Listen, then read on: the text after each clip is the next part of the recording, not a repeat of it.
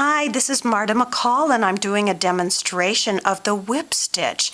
This particular piece is the, from TinkkniT.com, is the zebra striped silver leafed bag. What we're trying to do is close up the bottom of the bag before we felt.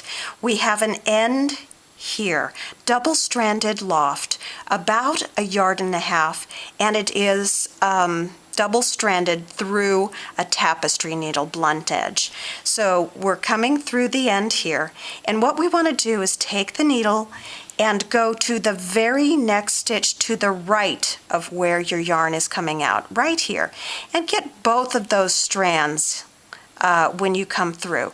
We're going straight across to the 2 strands that are to the left of that yarn. Coming through, and you just pull and pull pretty tightly, and all of this will felt in when you felt it in the washing machine. We take this piece of yarn here and we're going to go to the next stitch. Here's where we went through the first time. The next diagonal will be here, and pick up both of those strands there, going straight across again to the 2 strands here that are right next to that last stitch. And this is called the whip stitch again because we're whipping around the yarn from one side to the other.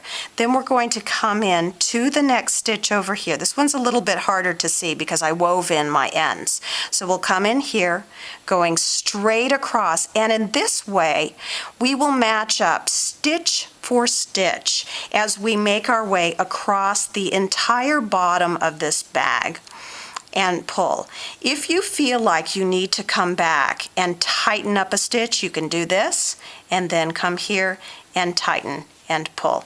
Going again across, here is our next stitch right here. Little hard to see because we've woven in those ends. Coming straight across here, pick up both of those pieces of yarn, coming across like this. We're going to do this all the way across. I'm not going to bore you with doing the entire thing on video, but we'll come back in just a few minutes after I've finished the entire thing, and you'll get to see what it looks like before it's felted. Hi, we're back.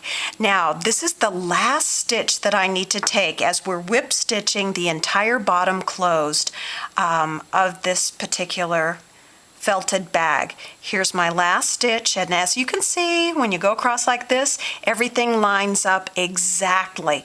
So I have about this much yarn left, and I need to weave that in. I will go through this end stitch and pull to the inside and turn right here.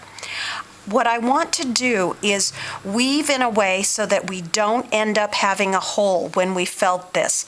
I'm going to go back and forth between a few stitches this way many times so that we don't have any kind of holes developing in felting. And go ahead and break through those yarns. That ends up making a very tight connection, as you can see, and it's not going to slip or pull out. So go around a couple of times. As you can see, we only had a few inches left. Can we make it? I think maybe one more time here, and we're going to break through this yarn.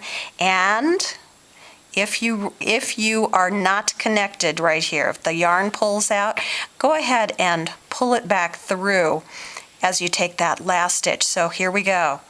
Ta-da! And I will show you what this looks like when it is felted in just a moment. And you will see that it is a connection that you will not be able to tell the difference between it being knitted in or whip stitched just like this.